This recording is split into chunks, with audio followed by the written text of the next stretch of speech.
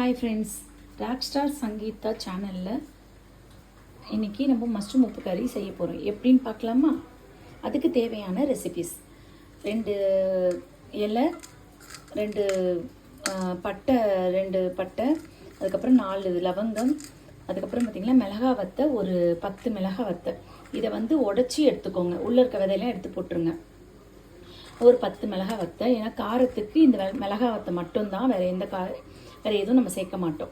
அதுக்கப்புறம் பார்த்திங்கன்னா ஒரு கப் மஷ்ரூம், ஒரு 20 சாம்பார் வெங்காயம், ஒரு 10 பல் முந்திரி, அதுக்கப்புறம் ஒரு ஸ்பூன் கசகசா, இஞ்சி பூண்டு பேஸ்ட் ஒரு 2 ஸ்பூன், அப்புறம் கஸ்தூரி மேத்தி ஒரு ஸ்பூன், ஆயில், மஞ்சத்தூள் வித் சால்ட்.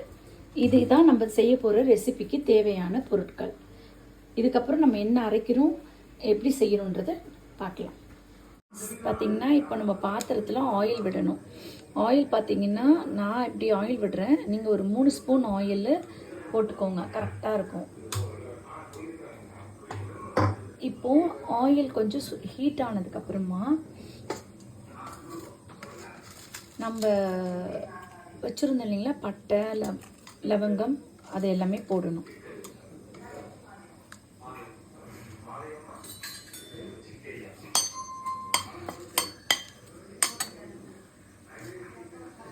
அதுக்கப்புறம் என்னென்னா, நம்ம ஒரு 10 வரமிளகா கொடுத்தோம் இல்லைங்க, பார்த்தோம் இல்லையா, அந்த வரமிளகாவை விதையெல்லாம், உள்ளே இருக்க விதையெல்லாம் எடுத்துட்டு வெறும் மிளகா வத்தை மட்டும் வச்சுக்கணும். அந்த விதை இருக்கக்கூடாது. பார்த்திங்கன்னா பட்டை, லவங்கம் இதெல்லாம் பொரியுது.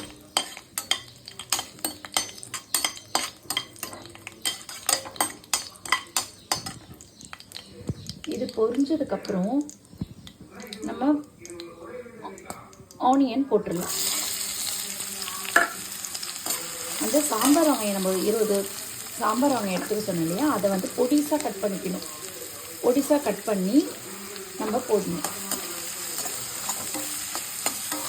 ஆனியன் கொஞ்சம் நல்லா செவந்ததுக்கப்புறமா காஞ்ச மிளகாய் போட்டிங்கன்னா, ஃபஸ்ட்டே போட்டுட்டிங்க வரமிளகானா என்ன ஆகும்னா ஒரு மாதிரி கருப்பு கலர் ஆகிடும். அதனால் ஆனியன் கொஞ்சம் நல்லா வதங்கினதுக்கப்புறமா நம்ம மிளகாய் போடணும். பார்த்திங்கன்னா ஃப்ரெண்ட்ஸ், நல்லா ஆனியன் ஃப்ரை ஆகிட்டுருக்கு. இந்த மாதிரி ஃப்ரை ஆகிட்டுருக்கும் போது நம்ம இந்த மிளகாய் வத்தையை உடச்சி வச்சுருந்தீங்களா, அந்த மிளகாய் வத்தையை போடணும். ஒரு 10 மிளகாய் வத்தை வந்துன்னா அதை போட்டுட்டு இதை போட்டு கொஞ்சம் நேரம் நம்ம வதக்கும் போது அந்த மிளகாய் வத்தை அதாவது கலர் சேஞ்ச் ஆகாது. ஃபஸ்ட்டு போட்டோம்னா கலர் சேஞ்ச் ஆகும். அதுக்காக தான் ஆனியன் வதங்கினதுக்கப்புறம் போடுறோம். பாருங்கள் ஃப்ரெண்ட்ஸ், நல்லா ஆனியன் நல்லா சுருங்க வதங்கிருச்சு. இப்போது நம்ம என்ன பண்ணணும், ஒரு 2 ஸ்பூன், ஒரு 2 ஸ்பூன் நம்ம இஞ்சி பூண்டு பேஸ்ட் போட்டுக்கணும். அவ்வளோதான். ஒரு 2 ஸ்பூன் இஞ்சி பூண்டு பேஸ்ட் போட்டு ஒரு 2 மினிட்ஸ் நல்லா இந்த ஸ்மெல்லாம் போகிற அளவுக்கு கொஞ்சம் நேரம் வதங்கணும். அதனால் ஒரு 2 ஸ்பூன் இஞ்சி பூண்டு பேஸ்ட் போட்டு நல்லா கொஞ்சம் நேரம் வதங்கணும். 2 மினிட்ஸ் போதும். இப்போ நம்ம என்ன பண்ணணும்னா, மஷ்ரூம் போடணும். அதாவது இஞ்சி பூண்டு போட்டு ஒரு 2 மினிட்ஸ் ஆயிடுச்சிங்களா. இப்போது நம்ம மஷ்ரூமை க்ளீன் பண்ணி வாஷ் பண்ணி வச்சுருக்கோம். இப்போது இந்த மஷ்ரூமை நம்ம போடணும். இப்போ எல்லா மஷ்ரூமும் போட்டதுக்கப்புறமா நல்லா மஷ்ரூம் பார்த்திங்கன்னா நல்லா மிக்ஸ் ஆகணும். அதாவது மஷ்ரூம் ரொம்ப கலர் சேஞ்ச் ஆகி ஒரு மாதிரி எப்படி சொல்கிறது, சின்னதாக ஆகும், சுருங்க.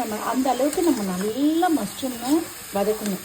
நீங்கள் எவ்வளோ கலர் மஷ்ரூம் நல்லா வதக்குறீங்களோ அவ்வளோக்கு டேஸ்ட் வைஸ் நல்லாயிருக்கும். இப்போது நம்ம மஷ்ரூமை போட்டுட்டோம். இப்போ நல்லா மஷ்ரூமை நம்ம வதக்குறோம். இப்போ என்ன பண்ணணும்னா, ஒரு 1/2 ஸ்பூன் சால்ட்டை இப்போ போட்டுக்கோங்க. 1/2 ஸ்பூன் சால்ட்டு இப்போ போட்டுக்கோங்க. அதுக்கப்புறம் நம்ம சால்ட்டு பத்தலைன்னா போட்டுக்கலாம், அதிகமாக வேண்டாம். ஏன்னா மஷ்ரூமில் அதிகமாக உப்பு தெரியும். அதனால நம்ம சால்ட்டு சும்மா ஒரு 1/2 ஸ்பூன் போட்டால் போதும். அதுக்கப்புறம் நம்ம டேஸ்ட் பார்த்துக்கிட்டு பத்தலைன்னா போட்டுக்கலாம். ஃப்ரெண்ட்ஸ், இப்போ பார்த்திங்கன்னா நம்ம சால்ட்டு ஒரு 1/2 ஸ்பூன் போட்டு அதை கொஞ்சம் நேரம் வதக்கிட்டுருக்கோமா. இப்போது ஒரு 1/4 ஸ்பூன் மஞ்சத்தூள் போட்டால் போதும். இப்போ கொஞ்சம் நல்லா நம்ம வதக்கணும்.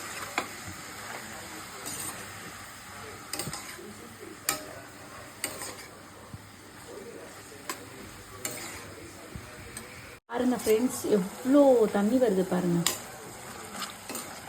இப்போது பார்த்திங்கன்னா மஷ்ரூம் வந்து கொஞ்சம் வதங்கியிருக்கு. இன்னும் இந்த வதங்கியிருக்கும் போதே நம்ம வந்து முந்திரியும் கசகசாவும் பார்க்கணும் இல்லையா, அந்த பேஸ்ட்டை ஊற வச்சு அந்த பேஸ்ட்டை அரைச்சி ஊற்றணும். இப்போது இது வந்து நல்ல ஒரு செமி கிரேவி வர மாதிரி, ஏன்னா இது உப்பு கறி, இது பேர் மஷ்ரூம் கறி. இது வந்து கொஞ்சம் இன்னும் நல்லா செம்மியாக வர அளவுக்கு இதை கொஞ்சம் நம்ம நல்லா வதக்கிக்கிட்டே இருக்கணும். அது ஃபுல்லாகவே ட்ரை ஆகணும். ட்ரை ஆகும் போது தான் நம்ம கஸ்தூரி. இப்போ வந்து என்ன பண்ணலாம், இந்த முந்திரி கசகசா பேஸ்ட் ஊற்றுனதுக்கப்புறமா ஒரு இல்லை ஒரு 1/2 டீஸ்பூன் சால்ட்டு, ஓகேங்களா, போதும். ஏன்னா ரொம்ப நம்ம சால்ட்டு போட்டோம்னா உங்கள் தேவைக்கேற்ப போட்டுக்கோங்க. ஆனால் ரொம்ப போட்டோம்னா உப்பு கறிக்கும். அதுக்காக தான் ஃபஸ்ட்டு கொஞ்சம் 1/2 ஸ்பூன் சால்ட்டு போட்டோம். இப்போ ஒரு 1/2 ஸ்பூன் சால்ட்டு போட்டிருக்கோம். இப்போ இது நல்லா வதங்கினதுக்கப்புறமா நம்ம வந்து அடுத்து என்ன பண்ணுறது பார்க்கலாம். இப்போ பாருங்கள், நல்லா ட்ரை ஆகிடுச்சு. ஆயிலெலாம் நல்லா பிரிஞ்சு வருது பாருங்கள். இந்த டைமில் நம்ம 1 ஸ்பூன் கஸ்தூரி மேத்தியை போடணும். அவ்வளோதான் ஃப்ரெண்ட்ஸ்.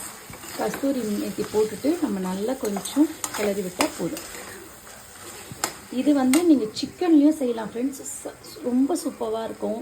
நீங்கள் இதை சிக்கன்லேயும் செய்யலாம், ப்ளஸ் நீங்கள் இந்த மஷ்ரூமில் செஞ்சு பாருங்கள். ரொம்பவே டேஸ்ட் வைஸ் உங்களுக்கு ரொம்ப பிடிக்கும், அவ்வளோ நல்லாயிருக்கும் ஃப்ரெண்ட்ஸ். பாருங்கள், முடிஞ்சிச்சு, அவ்வளோதான். இதுக்கப்புறம் இதை நம்ம சப்பாத்தி, தோசை, நான் எல்லாத்தோடையும் சாப்பிட்லாம் ஃப்ரெண்ட்ஸ். ரொம்பவும் சூப்பராக இருக்கும். நல்ல ஒரு சைட் டிஷ். பாருங்கள் ஃப்ரெண்ட்ஸ், அவ்வளோதான் ஃப்ரெண்ட்ஸ், முடிஞ்சிச்சு. நம்ம செஞ்சோம் இல்லையா மஷ்ரூம், சப்பாத்தியில் குக் பண்ணி சாப்பிட்டு பார்க்குறேன். டேஸ்ட் எப்படி இருக்குன்னு சொல்கிறேன். சூப்பராக இருக்குது ஃப்ரெண்ட்ஸ். நீங்களும் சாப்பிட்டு எனக்கு கமெண்ட் பண்ணுங்கள். ஓகே.